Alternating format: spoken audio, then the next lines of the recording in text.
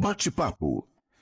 Recebendo nesta manhã de quarta-feira aqui na Rádio Independente, Renan dos Santos, fundador e coordenador do Movimento Brasil Livre, o MBL, presidente do Partido Missão e pré-candidato à presidência da República. A gente vai falar um pouquinho sobre a visita dele aqui ao Estado, principalmente ao Vale do Taquari, também um pouquinho do plano de governo, e teve uma pesquisa que foi divulgada agora, nas últimas horas, no começo da manhã de quarta-feira, uma pesquisa da Atlas, que dá um percentual interessante aqui em relação ao crescimento do Renan Santos nessas últimas pesquisas.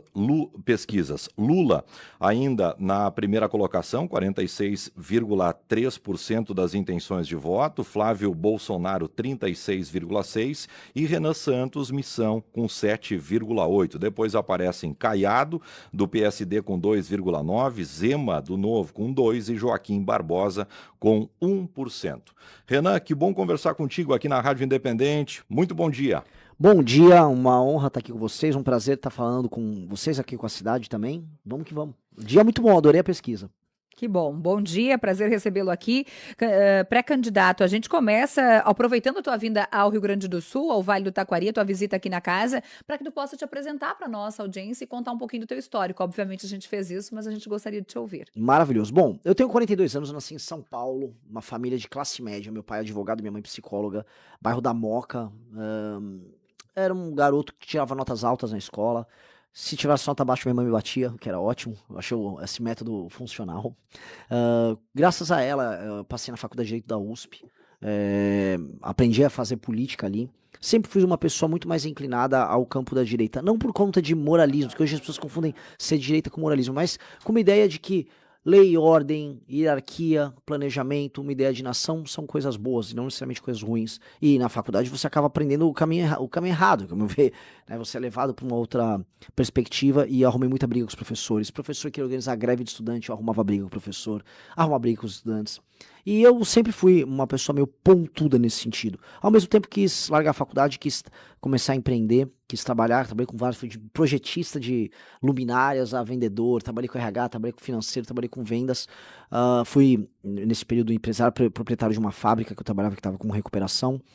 E até o momento que vem as manifestações de 2013, essas manifestações me despertam novamente aquela sensação que eu tinha quando eu estava na faculdade de preciso fazer alguma coisa para mudar o Brasil. E aí eu lidero uma dessas manifestações, monto aquilo que ficou conhecido como Movimento Brasil Livre, e a gente coordena toda a campanha de derrubada do governo Dilma Rousseff, tanto nas ruas quanto no Congresso Nacional, o que já me deu muita experiência política, lidar com deputados, lidar com senadores, lidar com presidentes de partido. Vencemos a Dilma, ajudamos a época a Operação Lava Jato. Isso acaba redundando na eleição de uma figura que eu já achava complicada, que era o Bolsonaro. Não me dava bem com o Bolsonaro, não apoiei o governo Bolsonaro, fomos muito atacados por conta disso, fomos alvos de cancelamento. E com o Bolsonaro erra a ponto do Lula voltar, e aí quando a gente percebe que não adianta a gente ficar só atacando pedra em um, atacando pedra no outro o tempo todo, a gente falou, precisamos de um partido político. Lidera a montagem do partido político, sou o presidente desse partido, o Partido Missão. O partido tem 7 meses de vida, apareceu hoje nessa mesma pesquisa Atlas como o terceiro partido favorito dos brasileiros, já com 7,3% da preferência do eleitor brasileiro, que é um tanto quanto assustador. Imagina, em 7 meses, a gente já tem 1/3 da preferência do partido do Bolsonaro, que é o PL. E aí, com base nisso, estamos no jogo e eu quero tornar meu país um dos 5 países mais importantes do mundo, quero devastar o crime organizado e tô aqui para trocar ideia. Fala um pouquinho, Renan, da estrutura do teu partido, que é um partido muito novo, muito jovem. Explica pra gente, a gente vê aqui fora, no aquário que a gente fala da Rádio Independente, muitos jovens, e tu é um candidato muito jovem também. Sim, é natural, porque nós formamos o grupo com ativistas e com pessoas com uma perspectiva diferente do Brasil. Eu acho que um dos muitos problemas que o Brasil tem é um problema geracional. O Brasil vive o que a gente chama de gerontocracia, que é o governo das pessoas mais velhas. Hoje, quem manda em tudo no Brasil são pessoas com uma cabeça lá dos anos 60, cabeça dos anos 70. São essas pessoas que comandam as grandes empresas, são as pessoas que comandam o judiciário, são as pessoas que comandam até a nossa cultura. Para você fazer uma música no Brasil, você tem que... olha o Chico Buarque, o Caetano... Isso já foi. Então a gente está muito preso nessas gerações antigas, tem uma visão errada de Brasil. Então a gente não está se adaptando a novas tecnologias, a uma nova perspectiva diferente. Por exemplo, as gerações mais velhas falam assim, o grande problema do Brasil é a desigualdade, aí quer colocar uma eterna culpa na gente. Não, se eu vou abrir uma empresa, não a desigualdade, não. As mais novas não querem saber disso. As mais novas querem que o meu país dê certo. As mais velhas, não, se você for pra cima de um bandido, veja, o bandido ele foi alvo da desigualdade social. Não, eu só quero acabar com a bandidagem. As gerações mais novas são muito mais práticas. E a gente representa um pouco essa praticidade, essa vontade de fazer as coisas acontecerem. Se nós olharmos para o teu plano de ação, para a tua campanha, quais serão os pilares? O que, que a gente conta para nossa audiência que eleito, essas são as principais bandeiras? Tornar o Brasil um lugar seguro para andar. Eu vou dar um exemplo aqui que é muito simples, que se eu conseguir cumprir num ano de mandato, o Brasil já vai estar bem melhor. É um ciclo. O ciclo é, se o cidadão brasileiro conseguir comprar um celular bom, funcional, que ele vai poder usar para trabalhar, sem precisar se endividar, como hoje ele precisa se endividar, e ele conseguir andar na rua nesse celular e voltar da casa dele, homem ou mulher, numa boa, significa que a gente já tá tranquilo. Significa que eu destruí o crime organizado, significa que as pessoas estão seguras andando nas ruas, significa que elas vão poder viver num país em que a dívida que elas precisam adquirir para poder viver não será mais necessária, que os juros estarão mais baixos, que os impostos estarão mais baixos, que a atividade econômica está quente, que o crime organizado e desorganizado também foi destruído. Ou seja, resolver a questão econômica e resolver a questão da segurança são os dois pontos fundamentais de qualquer presidente que se preze. Tá? E esses dois assuntos são assuntos centrais que a gente vai precisar resolver e rápido, logo no primeiro ano do mandato. Tem como resolver no primeiro ano, Renan? Óbvio que tem. Óbvio que tem. E como a gente faz? Primeira coisa, por isso é bom ter um plano de ação. Eu já tenho protocolado a PEC do equilíbrio fiscal, já foi protocolado pelo nosso deputado federal, Kim Kataguiri, que é uma PEC que economiza 3,3 trilhões em 10 anos. O problema do Brasil é um problema que é um estado que gasta demais. Juros é alto porque a gente gasta demais, impostos são altos porque a gente gasta demais, desigualdade é alta porque o estado gasta demais. E ele gasta muito e muito mal. Tanto que a gente gasta muito em educação. As pessoas acham no Brasil, ai meu Deus, e a educação, a gente gasta mais do que a maior parte dos países da OCDE. Só que a gente tem crianças analfabetas funcionais, ou seja, é um problema de gestão, um problema de capital humano mesmo. Saúde, também gastamos muito com saúde e o SUS nos atende, vamos dizer, bem distante daquilo que a gente imagina. Então, há um problema de gestão e há um problema de despesa. Vamos resolver primeiro o campo da despesa. Resolver o campo da despesa, a gente vai poder baixar juros, a gente vai poder baixar a alíquota de impostos. Paralelamente, o trabalho de destruição daquilo que a gente chama de crime organizado, porque todo o crime que atinge vocês, aqui no Rio Grande do Sul, é menos do que outros estados. É maior na região metropolitana, mas é menos do que outros estados. Mas o roubo de celular é vinculado no fim do dia a uma facção criminosa que vai fazer a receptação e vai mandar o celular para fora. O roubo de carro, mesma coisa. O roubo de uma moto, mesma coisa. Os crimes violentos, eles estão todos correlacionados às facções. Nós precisamos ter uma legislação especial voltada para facções. Nós precisamos reocupar as áreas que foram tomadas pelo crime organizado. Nós precisamos construir presídios, e aí eu faço essa provocação para quem está assistindo. Nós precisamos de mais presídios do que escolas. Já existe escola suficiente. A gente tem que melhorar as escolas e fazer elas funcionarem bem.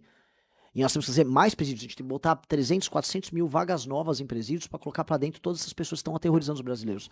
Com lei e ordem, nós conseguimos fazer o número de homicídios cair muito, e preciso fazer no meu primeiro ano de mandato pelo menos 60, 70% dos homicídios caírem, e paralelamente, câmera na cidade, sistema de inteligência, aumento de penas para fazer com que a polícia prenda um bandido e o bandido fique na cadeia. Em um ano eu preciso fazer isso. Essas duas medidas, elas trazem efeitos positivos tanto na economia quanto no combate ao crime já no primeiro ano. Renan, como é que tu diminui a máquina pública na medida que a gente enxerga o Centrão tendo um comportamento muito semelhante há décadas? Como é que tu vai combater a atuação, o modelo de atuação do Centrão, do modelo político do Centrão no Brasil? Quando a gente estuda o Centrão e o comportamento de parasita que ele tem, a gente percebe alguns elementos interessantes. Ele vai parasitando o corpo do Estado até o corpo do Estado quase morrer. Quando ele está prestes a morrer, o Centrão aceita que reformas sejam feitas. Plano Real foi isso. Depois as reformas do governo Temer foram isso. A própria reforma da Previdência durante o governo Bolsonaro foram isso. O próprio Centrão olha e fala, olha, eu acho que eu suguei demais. Porque eles vivem, eles são parasitas, eles precisam do hospedeiro. E hoje o hospedeiro está morrendo. O Estado brasileiro, o endividamento que ele tá gigantesco. Os juros já estão num nível estratosférico. Há uma perspectiva da gente não conseguir pagar as despesas obrigatórias em até 2 anos. Então o próprio Centrão sabe da necessidade de fazer essas reformas. Nós vamos precisar atuar com essas reformas e aí nós vamos precisar reduzir o problema chamado Centrão. O Centrão só existe porque lugares pequenos, cidades pequenas ao redor do Brasil, são muito pobres, não têm atividade econômica e elas dependem da política para poder sobreviver. É por isso que as pessoas muito pobres do Nordeste votam no Lula para presidente, porque o Lula vai dar o Vale Gás, o Bolsa Família, a energia elétrica, e votam num deputado num cara do Centrão. Eles não votam num cara do PT para deputado. O povo no Nordeste, o povo na região Norte, mesmo aqui no Rio Grande do Sul, em algumas cidades menores, eles fazem esse combo, que é o combo do assistencialismo. O político do Centrão, portanto, ele depende das pessoas muito pobres, das pessoas dependendo de assistência.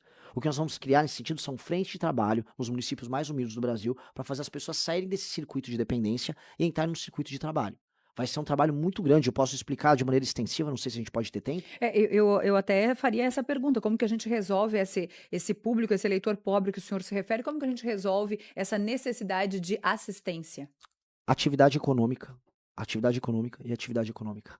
Não existe como, vamos dizer, sustentar cidades inteiras em que mais da metade, às vezes 70% da população não é economicamente ativa. Ela vive na prática de auxílios do governo, um bico que a pessoa eventualmente faz, ou um emprego de um parente na prefeitura. Eu rodei o Maranhão inteiro, eu rodei o Ceará inteiro, eu rodei o Rio Grande do Norte inteiro. Esta é a regra, esta não é a exceção nesses lugares.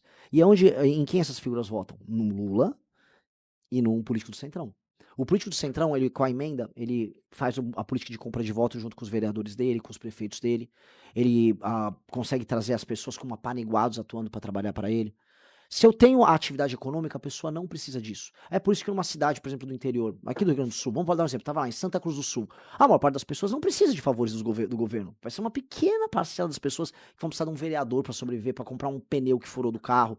Que isso no Nordeste é regra. Por quê? Porque tem atividade econômica nas cidades menores, aqui no Rio Grande do Sul. São Paulo, então, nem se fala, o interior inteiro é desenvolvido. O que eu preciso fazer? Eu preciso fazer uma política séria de aumento de atividade econômica, levar o agro organizado, né, o agro desenvolvido, onde ele chega, ele acaba com essa política de dependência, porque as pessoas começam a arrumar empregos conexos ao universo do agro. Eu preciso levar a atividade industrial e eu preciso levar, inclusive, frentes de trabalho. Então, às vezes, pequenos municípios do Maranhão não têm vias de saída da cidade, porque está tudo esburacado. Vamos fazer pavimentação, vamos aumentar o investimento em infraestrutura em parceria com as prefeituras, vamos obrigar o prefeito a ter como meta aumentar a atividade econômica no município, atraindo pequenas empresas, fazendo políticas de incentivo para isso, ou seja, precisa ter atividade econômica. Quanto mais atividade econômica, menos poder pro Centrão. Isso não resolve no curto prazo. No curto prazo, para eu passar minhas reformas, eu vou ter que sentar, infelizmente, com esse bando de bandido que a população vai eleger, porque eu volto a repetir, o brasileiro é viciado em votar em bandido. O brasileiro adora ver um ladrão e falar, não, deixa eu botar esse cara num cargo público urgente. A tara que o brasileiro tem. Só que ao longo do processo, a gente vai conseguir criar um sistema que altere essa dinâmica de, vamos dizer, de poder do Centrão. Que é o que a gente precisa fazer. Opa! Gostou do vídeo? Se inscreva no canal, deixa o like. Ajude a Tesoura Nacional nessa missão.